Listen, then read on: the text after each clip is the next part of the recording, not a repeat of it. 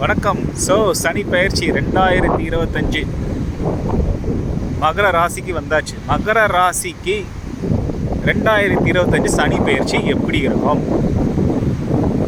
சூப்பராக இருக்கும். அவ்வளோதான். இதுக்கு மேலே வீடியோவே பார்க்க வேணாம். அந்த ஒரு வார்த்தை தான், சூப்பர். அமோகமாக இருக்கும், பிரமாதமாக இருக்கும், டெரிஃபிக்காக இருக்கும், நினச்சதான் நடக்கும். அந்த மாதிரி ஒரு பிரமாதமான ஒரு சனி பயிற்சியாக இந்த மகர ராசிக்கு அமையுது. ஏன்? ஃபஸ்ட்டு பெஸ்ட் நியூஸு, நீங்கள் 7 நாட்டு சனிலேருந்து விடுபடுறீங்க. நிறைய பேர் ஜாதகம் சொல்லும்போது மகர ராசி கும்பராசினா சனியோட ஓன் ராசி. ஸோ அஷ்டமத்து சனியோ இல்லை 7 சனியோ ரொம்ப கஷ்டமாக இருக்காது அப்படின்லாம் சொல்லுவாங்க.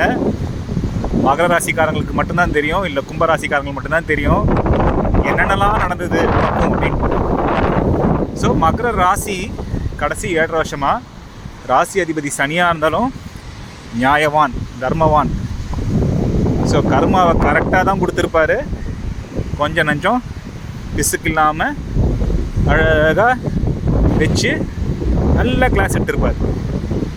அருமையான ராசி, என்ன அருமையான நட்சத்திரம் உத்திராடம், திருவோணம்.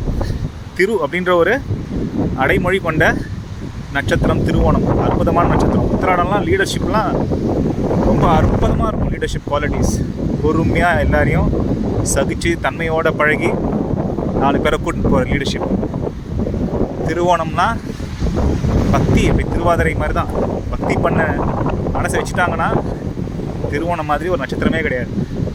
பெருமாளுக்கு ரொம்ப பிடிச்ச நட்சத்திரம் திருவோணம். அப்புறம் அவிட்டம், அகெயின் சூப்பர் நட்சத்திரம். ரொம்ப பொறுமையாக இருப்பாங்க. ஜென்ரலி பெர்சிவரன்ஸ்ன்ற ஒரு வார்த்தை இருக்கும். பெர்சிவரன்ஸ் அப்படின்னா என்னென்னா, தோல்விகள் வந்தாலும் சலிக்காமல் திருப்பி போராடுறது. 4 அடி அடித்தா ஒரு கீழே ஊற்றுவாங்க அப்படின்னா 4 அடி வாங்கி திருப்பி எழுந்து நிற்பாங்க, தட்டி போட்டு கண்டினியூ பண்ணுவாங்க. ஒர்க்காஹாலிக்ஸாக இருப்பாங்க, வேலை பண்ணிகிட்டே இருப்பாங்க.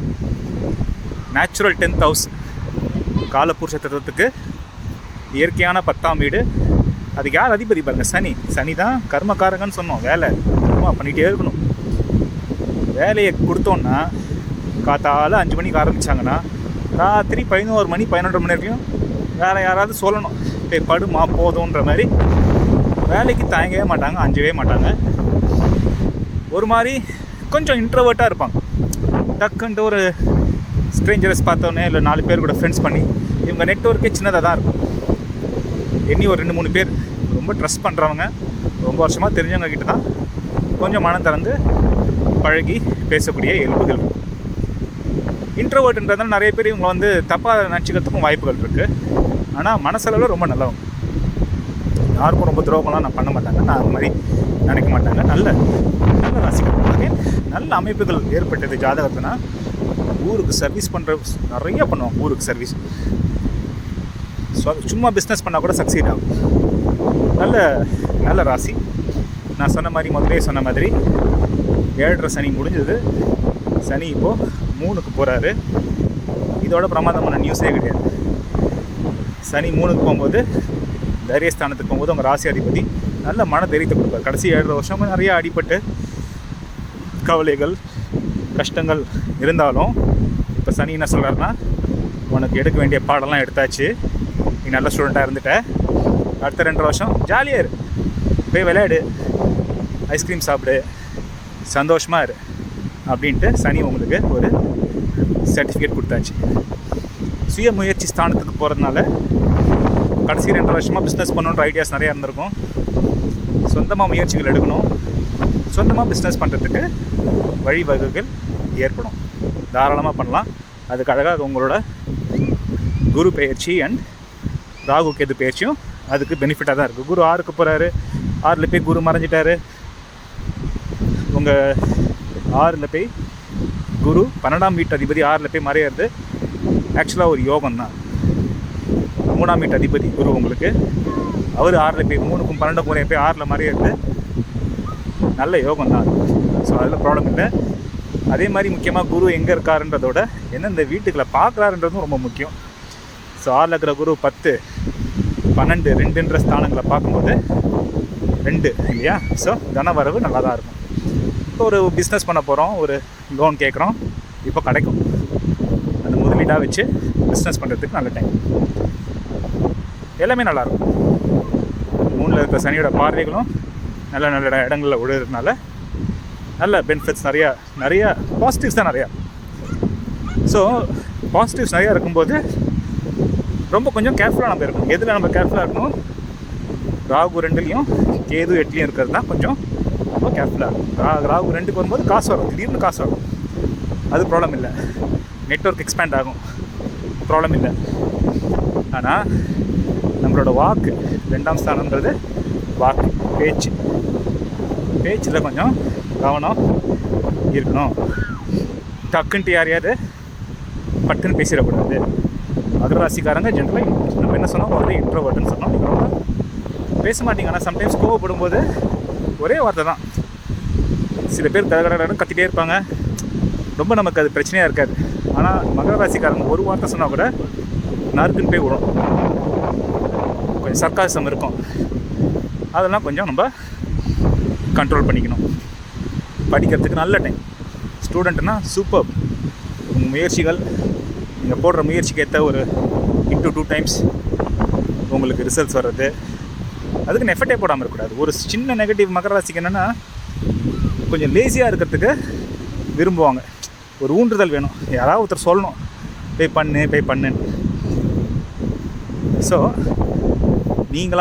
உங்களோட ராசி அதிபதி 3ஆம் போகும்போது என்னோடய முயற்சி, நானாக முயற்சி பண்ணி பண்ணுற விஷயங்கள் நல்லா கை கொடுக்கும். பெர்சீவரன்ஸ் நல்லா இருக்கிறதுனால டக்குன்ட்டு எதுலேருந்தும் நீங்கள் பின் வாங்க மாட்டீங்க. அது ஒரு நல்ல விஷயம். அந்த மாதிரி பெர்சீவர் பண்ணிங்கன்னா ஒரு பெரிய படிப்பு படிக்கிறதோ இல்லை ஒரு பிஸ்னஸில் ஆண்டர்ப்ரனர் ஆகிறதோ அதுக்கெலாம் ஒரு நல்ல அழகான சூப்பர் டைம் மகர ராசிக்கு நல்லா இருக்குது. அப்போது இவ்வளோ நாளாக கொஞ்சம் ஃபேமிலியில் இருக்கிற ப்ராப்ளம்ஸ், ஃபேமிலி ரிலேட்டட் இஷ்யூஸ் இதெல்லாமும் கொஞ்சம் ரிசால்வ் ஆகும். ஆனால் உங்கள் குழந்தை வழி சனி 3லேருந்து 5 பார்க்கறதுனால கொஞ்சம் குழந்தை வழி சம்மந்தமான விஷயங்கள் உங்கள் குழந்தைகள்கிட்ட கொஞ்சம் நம்ம அன்பாக நடந்துக்கணும், கொஞ்சம் பொறுமையாக நடந்துக்கணும். மற்றபடி அன்றாட வாழ்க்கையில் கொஞ்சம் சுறுசுறுப்பாக இருக்கிறதுக்கு ட்ரை பண்ணும். ஃபிசிக்கல் ஆக்டிவிட்டி முக்கியம். ஹெல்த்து கண்டிப்பாக பார்த்துக்கணும். சனி 3க்கு போனாலுமே கொஞ்சம் குருவோட அமைப்புகளால் ஹெல்த்து, ஸ்டொமக் சம்மந்தப்பட்ட விஷயம், ஏதாவது பெயின் மாதிரி இருக்குன்னா யோசிக்கூடாது. முதல்ல போய் டாக்டரை பார்த்து ஒரு கன்சல்டேஷன் வாங்கிக்கணும். பெருசாக அதுவும் ஆகாது, கண்டிப்பாக உங்களுக்கு கவலைப்பட வேணாம். பட் நம்ம பெருசாக பின்னாடி வரதுக்கு முன்னாடியே prevention is better than cure. So physical ஹெல்த்தை கொஞ்சம் நல்லா பார்த்துக்கிட்டிங்கனாலே ஒரு நல்ல சாப்பாடு, நல்ல டயட், நல்ல எக்ஸசைஸ் ரொட்டீன் இருந்ததுன்னா அதுதான் மெயின் ஃபோக்கஸ் மகர ராசிக்கு இந்த வாட்டி. மற்றபடி இந்த சனி பெயர்ச்சி உங்களை ஓஹோன்னு கூட்டின்னு போய் கட்டாயமாக ரொம்ப அழகாக நினச்ச மாதிரி வாழ வைக்கிறதுக்கான ஒரு சனி பெயர்ச்சி. அதை மேக்ஸிமம் யூஸ் பண்ணிக்கோங்க. மேக்ஸிமம் யூஸ் பண்ணும்போது மைண்ட்ஃபுல்லாகவும் இருக்கணும். சனி என்ன கர்மக்காரன். ஸோ ஒருத்தருக்கு துரோகம் பண்ணி இல்லை ஒருத்தரை கீழே புல் பண்ணி மேலே போகக்கூடாது. உங்களுக்குன்னு டைம் மேலே போகிறதுக்கு இப்போ ஆல்ரெடி வருது.